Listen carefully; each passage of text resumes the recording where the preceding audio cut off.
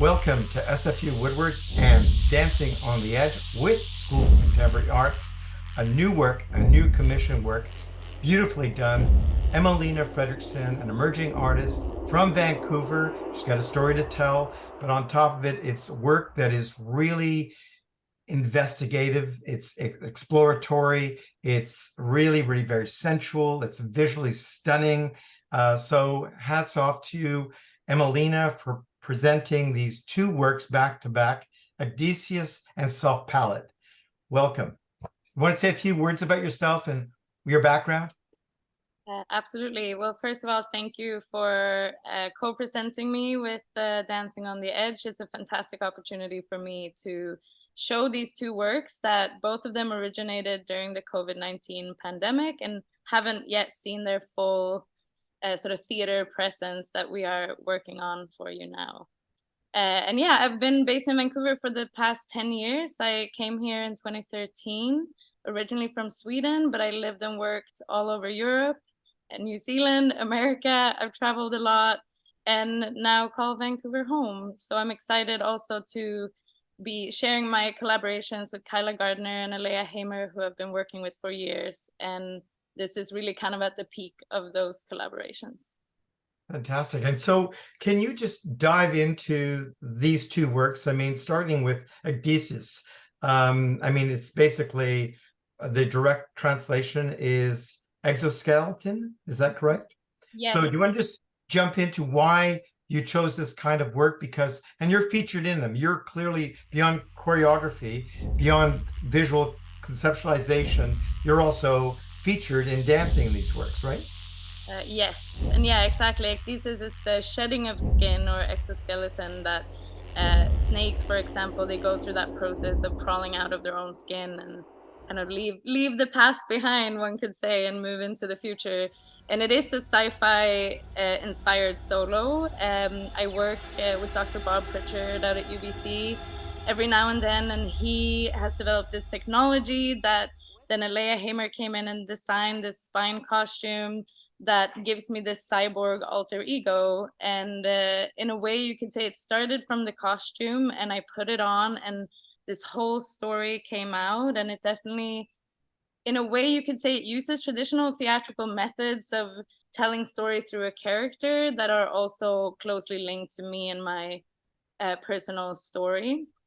So in a way, it's me kind of moving through some experiences in my life and coming out on the other end of them, you could say, or then putting it into the future.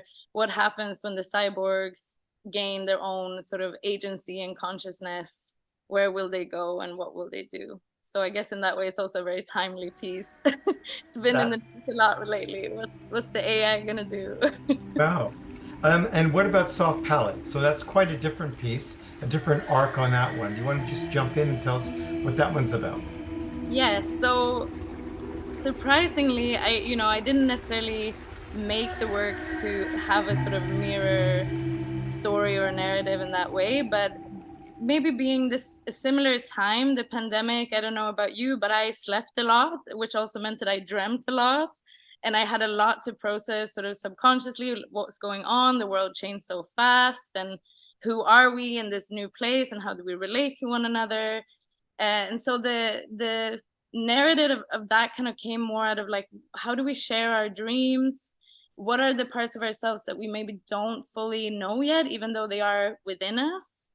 And I was invited to the EDAM choreographic series, and I started to explore this. And of course, I wanted to work with Alaia again.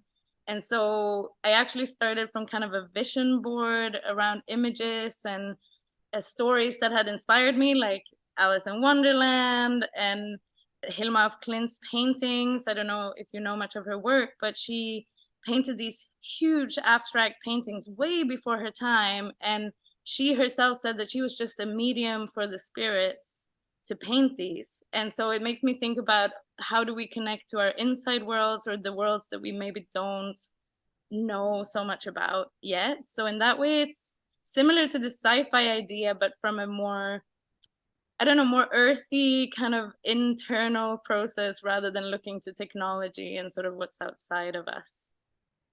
How apt. I mean, given, what we've come out of. So I mean, it's like what I'm so happy about is that this whole period ended up being this great fermentation of imagination and dreams coming together. And here you've delivered two pretty amazing pieces of work. So anyway, I just want to emphasize, I mean, it's a work that's not to be missed.